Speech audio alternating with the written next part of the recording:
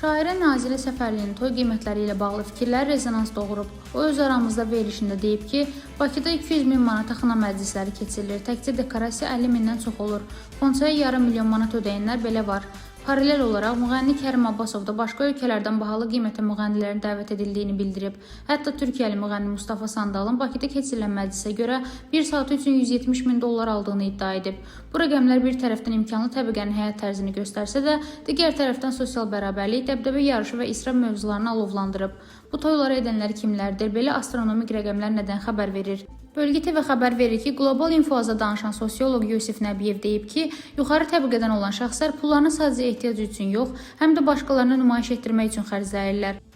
Azərbaycanda isə bu nümayiş elə xına gecəsindən başlayır. Nə qədər paradoksal səslənsə də, bu insanlar xına, toy kimi tədbirlərlə evliliklərinə yox, sadəcə sosial statuslarına investisiya edirlər.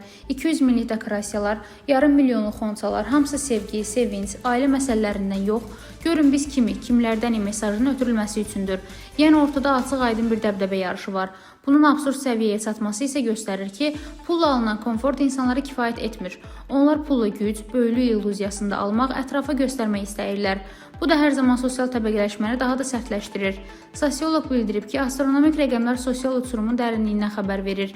Bir tərəfdə gənc ailələr 20-30 minlik toy kreditinin altından çıxa bilmirlər, evləndikdən sonra belə illərlə kredit ödəyirlər. Digər tərəfdən isə toyda sırf hansısa məşhur müğənni oxusun deyə 1 saatına 100-150 min dollar verənlər var. Bu disbalans cəmiyyətdə nisbi məhrumiyyət hissini gücləndirir. Aydın məsələdir ki, belə toyları təşkil edənlər ölkədə formalaşmış yüksək gəlir qrupları, oliqarx təbəqəsi, dövlət və biznes dairələrinin nümayəndələri və ya onların yaxın ətraflarıdır. Bu insanlar üçün toy adi bir ailə mərasimi deyil, reputasiya və güc nümayişidir. Şübhə yoxdur ki, pul tək başına sosial status yarada bilmir. Onu bir yerə toplayıb cəmiyyətə göstərmək lazımdır.